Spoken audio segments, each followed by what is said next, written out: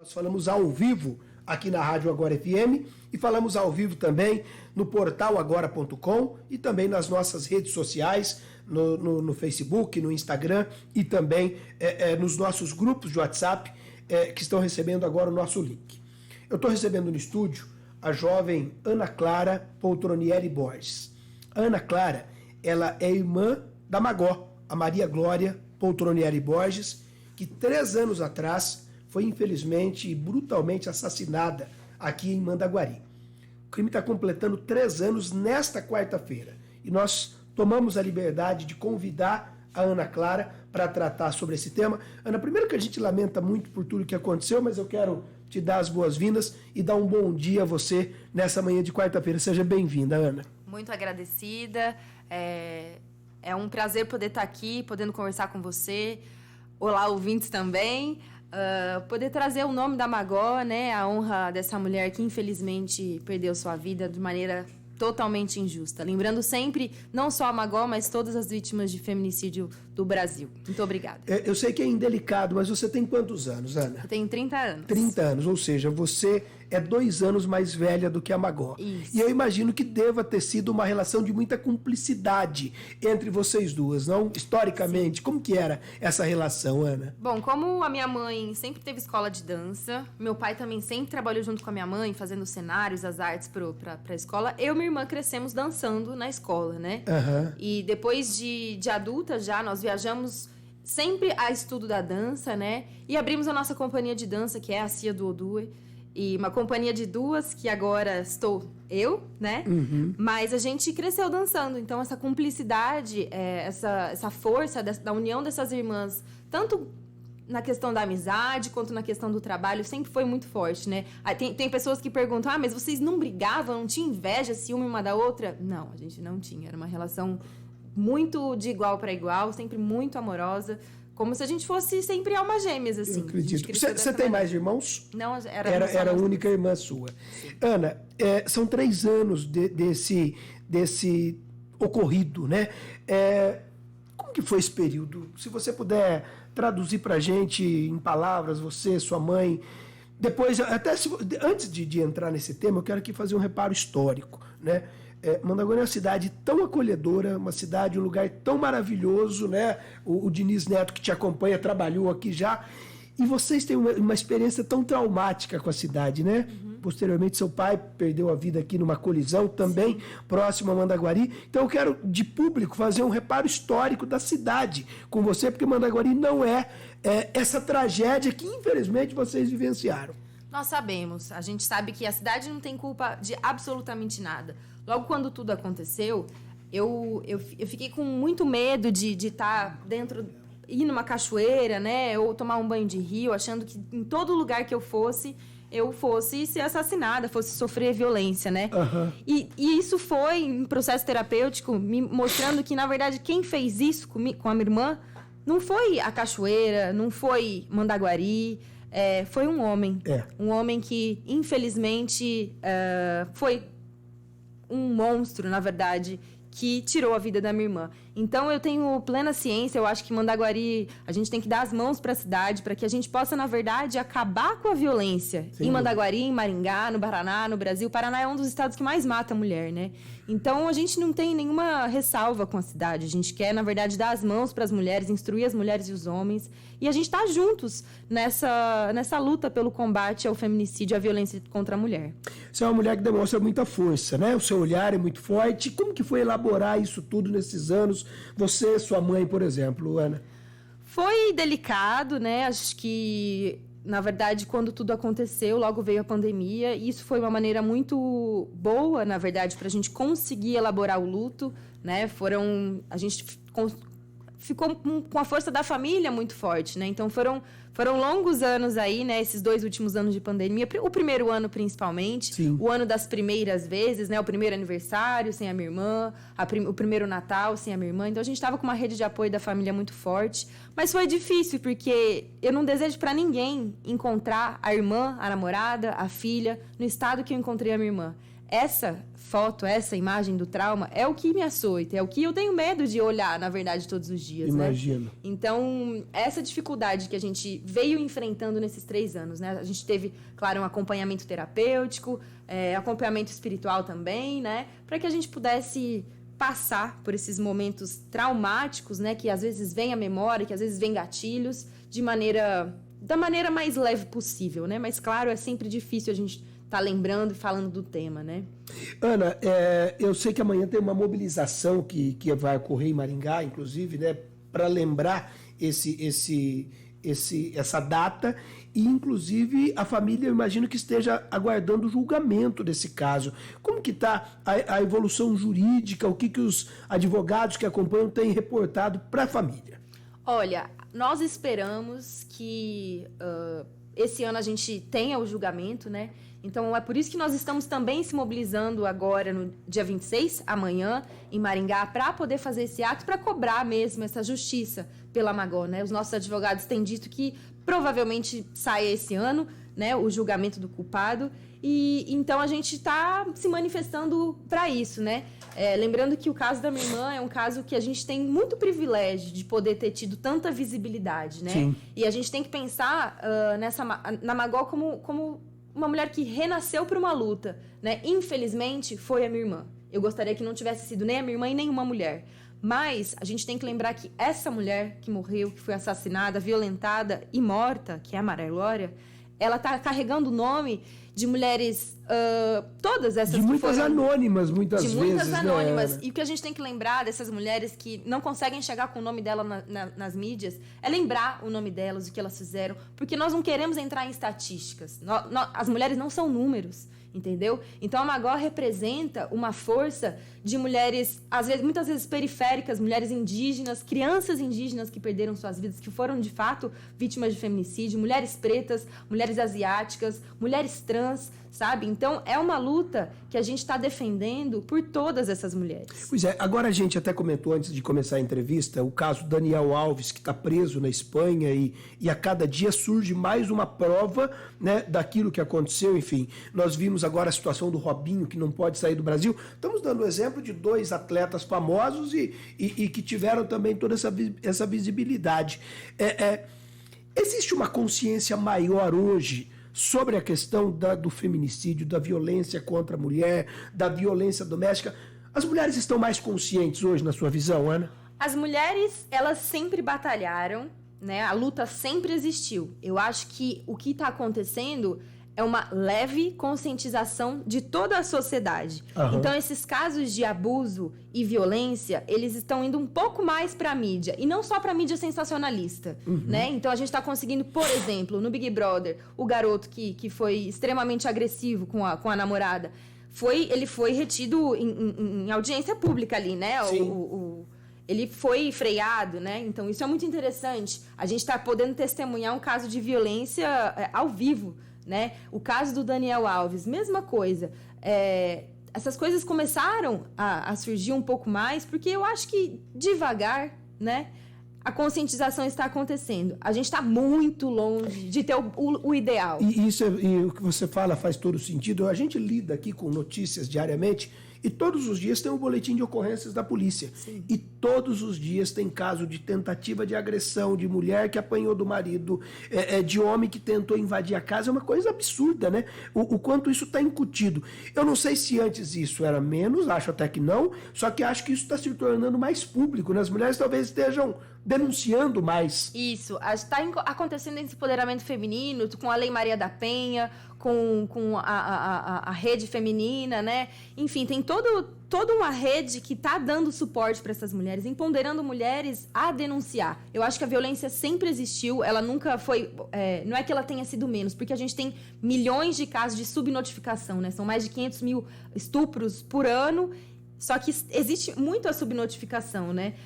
O que a gente tem que pensar é que, graças a Deus, né, a gente pode estar se manifestando, a gente está viva se manifestando, para que todas não sofram violência, para que elas tenham a coragem de poder denunciar os casos. Hoje mesmo nós demos uma informação, está até aqui a manchete, 2.000 mulheres com medidas protetivas utilizam o botão do pânico, que é aquele contato para denunciar a aproximação, por exemplo, de ex-maridos, de ex-namorados e tudo mais, né? Sim, o botão do pânico, ele é muito efetivo junto com a Patrulha Maria da Penha, né? Que protegem essas mulheres que têm medida protetiva e que esses homens se aproximam, né? E que na verdade, coloca a mulher numa situação de muita, extrema vulnerabilidade, né? Porque o homem que agrediu essa mulher o próximo passo desse agressor é cometer o feminicídio, né? Ana, inclusive você estava me contando que semana que vem você vai tomar a iniciativa de fazer um evento que é uma roda de conversa sobre violência de gênero. Serão 3 dias de evento, como que vai funcionar? É assim,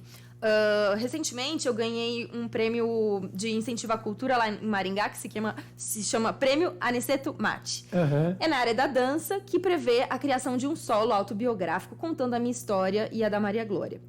E aí, como medida de contrapartida social, eu vou oferecer gratuitamente para o público da cidade essas rodas de conversa. Então, a gente vai começar no dia 1º, lá no Teatro Reviver Magó, e também no dia 2 e 3, nós vamos ter essas rodas. Dia 1º, a gente vai falar sobre o feminismo para mulheres cis e trans, o dia 2, feminismo negro, e no dia 3, com 2 psicólogos falando sobre qual o papel do homem na luta, né? A maneira de aproximar o homem na luta do combate à violência de gênero. Quarta, quinta e sexta que vem. Isso, às 20 horas no Teatro Reviver Magó. E no sábado a gente vai ter uma capacitação aberta ao público com o psicólogo Daniel Fauci, que vai estar... Ele trabalha com grupos para autores de violência. Então ele, enquanto psicólogo, trabalha muito tempo também com direito penal. Ele vai estar dando essa oficina sobre a aproximação das masculinidades com a violência, né? Ela é aberta ao público, gratuita. Essa ação vai ser no sábado, dia 4, no Centro de Ação Cultural Márcia Costa. É gratuito, as coisas estão lá no nosso Magó Presente ou no Cia do Odue. É só chegar e a gente vai estar homenageando também a Maria Glória, né? Esse evento ele está acontecendo, lógico, infelizmente, por conta dessa passagem da Magó, mas a gente está pegando isso como força para que a gente possa lutar por todas as mulheres. Ana, o caso Magó se tornou uma causa para você? Com certeza. Eu acho que assim, a gente sempre teve a questão do ativismo na nossa família, né? Eu e a Magó, a gente sempre lutou muito pelas mulheres indígenas também, né? E todas as mulheres, né? Só que a partir do momento que a violência entra na casa das pessoas, de uma maneira tão brutal como a gente viu, né? A gente sentiu, a gente sofreu essa violência junto, enquanto família, né? Eu acho que a causa, ela vira outra, né? Então, com o apoio que a cidade deu pra gente também, né? Os artistas, eu acho que a gente foi se empoderando e ganhando mais força, né? E a gente precisa ter justiça pela Magó e por todas. A gente, na verdade, eu batalho todos os dias, né? Eu estou à frente dessa linha agora ativista pelas mulheres, para que eu pare de sentir medo andando na rua, para que eu não perca mais amigas, primas, tias, para que as mulheres parem de morrer, né? As mulheres parem de ser violadas, assassinadas, para que as mulheres, o corpo das mulheres, quem seja a dona do corpo das mulheres, sejam nós mesmas, né? E não os homens achando que podem violar o nosso corpo. Ana, por exemplo, eu garanto que vocês devem ouvir isso quase diariamente. Eu vou dar um exemplo, né? E gostaria que você falasse sobre isso. Mas o que a tua irmã tinha que estar fazendo sozinha naquele lugar, naquele dia? Como que é lidar com esse tipo de pergunta e como que é a reação que vocês têm? Eu acho assim, todo cidadão é livre. E com todo respeito, claro. Caso que você não se ofenda com a colocação. Não, eu acho assim, todo cidadão é livre, tem direito de ir e vir. Mulheres e homens. A minha irmã estava no direito dela de ir e vir e estar aonde ela queria, né? Então ela foi para essa cachoeira. Ela estava ali, a gente conheceu conhecia já a dona do espaço, né? Sim. Tinha um amparo, né? Ela foi ali, ia acampar ali para fazer as orações dela, que ela gostava de estar perto da natureza. E, infelizmente, um homem achou-se no direito de poder violar e matar a minha irmã. Uhum. Então, assim, essas manifestações, elas vêm também com essa força de eu posso estar onde eu quiser. Por que só os homens podem andar sozinhos à noite? Uhum. Por que só os homens podem ir numa cachoeira sozinho? Por que só os homens podem sair de uma balada à noite, de madrugada, e estarem sozinhos? Por que as mulheres não têm esse direito? Porque os homens acham, né? Lógico, pensamento... Eu não estou generalizando todos os homens. Eu estou falando dos homens que têm um pensamento... Regra. Exato, doentio, né? eles acham que eles são dono dos corpos das mulheres, né? Quando a mulher fala não, ele não leva esse não como o real não, né? Ele acha que ele pode violar esse direito. Então, assim, a gente ouviu muito, mas o que ela estava fazendo sozinha nessa cachoeira? Onde estava a mãe dessa menina que deixou ela fazer isso? A gente está sempre culpando a mulher. Por que ela estava sozinha? Onde está a mãe dessa mulher? Né? Então, assim, a gente tem que começar a responsabilizar os homens pelos atos que os homens fazem.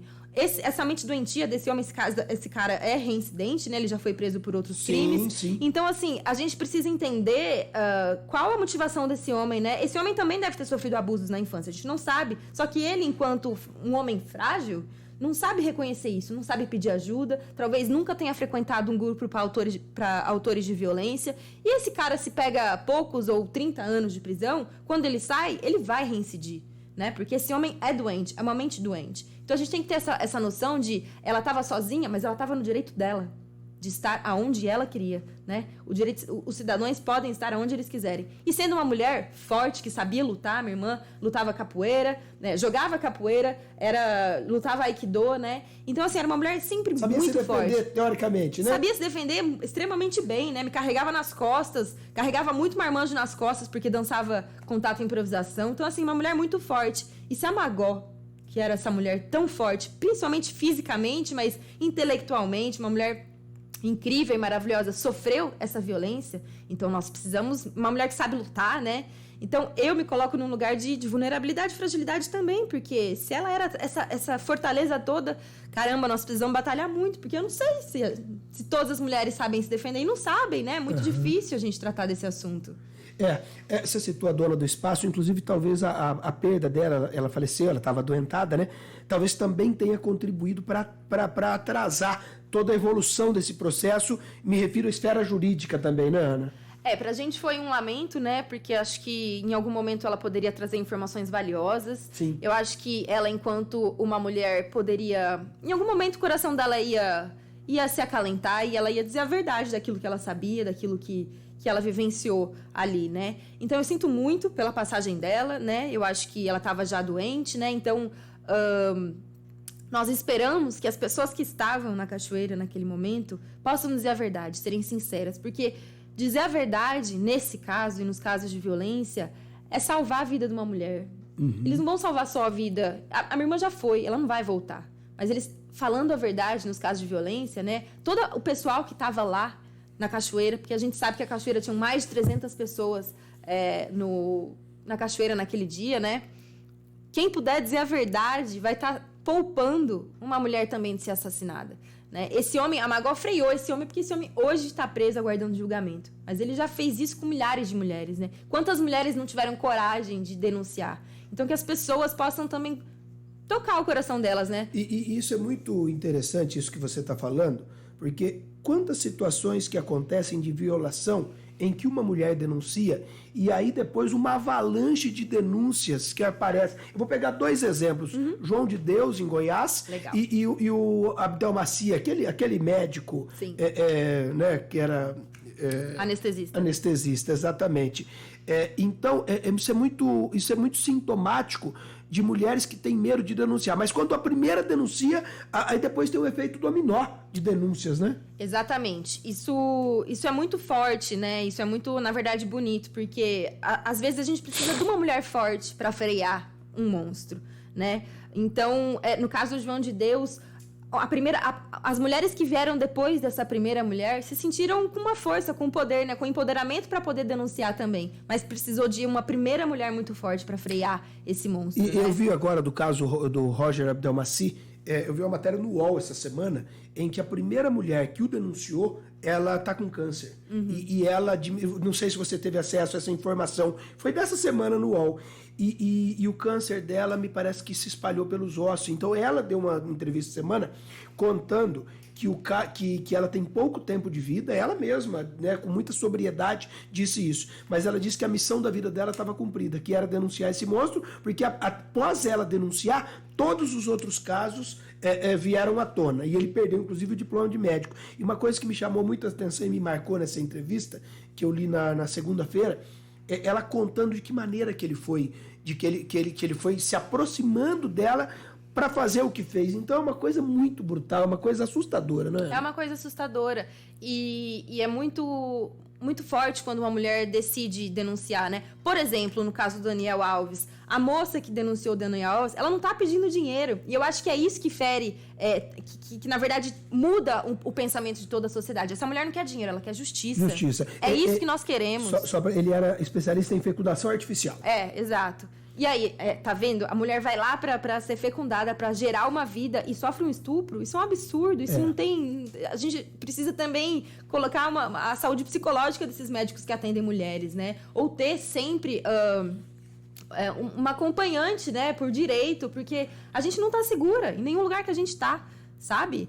Então, esse direito de ir e vir, esse direito de estar onde a gente está, ele não é assegurado, né? O corpo da mulher, historicamente falando, né? Se a gente pega aqui, quando aconteceu a chegada, né, a invasão dos europeus aqui no nosso Brasil, já tinham mulheres indígenas, né? A gente é fruto de uma miscigenação forçada, porque os europeus chegaram com as escravas, né, africanas, estupraram mulheres indígenas, estupraram mulheres que estavam aqui enquanto escravas. Então, o nosso país nasceu fruto da cultura do estupro. E a gente precisa já mudar essa realidade, né? A gente não pode ser reconhecido como um Brasil que estupra e mata mulheres, né? A gente tem muita riqueza nesse país, mas essa, infelizmente, é uma área que a gente precisa dar muita atenção, né? Como tua mãe está lidando com isso tudo? Hoje nós estamos mais fortes, claro, né? Mas claro que minha dor é uma e a da minha mãe, enquanto mãe, é uma dor completamente diferente, né? Muito que eu não possivelmente infinitamente maior, né? Com certeza, né? Porque a minha mãe, ela dedicou a vida inteira dela à dança, né? E ela sempre disse, tudo que eu fiz foi pra vocês duas, tudo que eu fiz foi pra vocês duas. E minha mãe perder essa filha de maneira tão brutal, né? Às vezes eu me pego triste, né? Pensando no caso, pensando naquela imagem horrível que eu tenho do dia que a gente encontrou a minha irmã. Mas eu falo, se eu tô aqui de pé hoje, eu tenho que olhar pra minha mãe, porque uma mãe, acho que encontrar uma filha dessa maneira, a gente perder a Magó tão cheia de vida dessa maneira, é muita dor, né? Então, só nós que somos mulheres sabemos. Eu sei que muitos homens se sensibilizaram diante de tudo isso que aconteceu e a gente agradece muito todo o carinho que a gente tem recebido. Mas é muito difícil para uma mãe, né? A gente se pega em muitos momentos com crise de choro, uma tristeza profunda, mas estamos fazendo um acompanhamento terapêutico. Eu acho que o que é interessante a gente dizer e frisar, que eu disse ontem, né, na outra entrevista, é que quando uma mulher é assassinada, vítima de feminicídio e dessa cultura do estupro, não só essa mulher morre, uma parte de mim também morreu, uma parte da minha mãe também morreu. E a gente nunca sabe qual parte nossa é que vai morrer. A gente nunca sabe o que vai desencadear, né, dessa parte que morreu nossa. A gente não sabe se a gente vai ter depressão, ataque de pânico, medo de sair na rua. A gente nunca sabe qual parte nossa é que morre quando uma mulher é vítima de feminicídio. Então, graças a Deus, a gente consegue estar de pé hoje, batalhando pela Maria Glória e por todas as mulheres. Mas é completamente difícil, né? Quando uma mulher morre, toda a sociedade falhou em preservar a vida dessa mulher, né? Seja com falha na política pública, seja com falha no poder judiciário, seja com falha nesse sistema que fere e mata as mulheres. Ana Clara, quero agradecer a sua presença. Você é uma mulher muito forte, né? Eu fiquei observando as suas reações e eu imagino que tem muita dor aí dentro, mas tem uma fortaleza também. E estou muito tocado em poder conversar com você. Parabéns pela sua força e que vocês consigam conscientizar, né, muita gente nessa causa, que é uma causa de todos nós. Tá? Seja bem-vinda. Obrigada, agradeço a esse tempo super especial que você passou com a gente. E é isso, a gente segue, amanhã vai ter o ato pela Magó presente e todas as mulheres presentes. A gente vai em busca de justiça. Obrigado mais uma vez, seja bem-vindo, dá um abraço na sua mãe. Pode deixar. Enfim, as portas estão abertas para vocês. Muito agradecida. Eu falei com a Ana Clara Poltronieri Borges. A Ana Clara é irmã da Maria Glória Poltronieri Borges, a Magó, aquela bailarina de 25 anos que foi morta em Mandaguari 3 anos atrás, na Cachoeira do Maçambane, no dia 25 de janeiro de 2020. Amanhã haverá essa mobilização em Maringá, nós vamos acompanhar. Haverá um outro evento também na semana que vem, e depois a Ana vai nos municiar com fotos e informações para a gente noticiar também, né? E a gente continua acompanhando esse caso.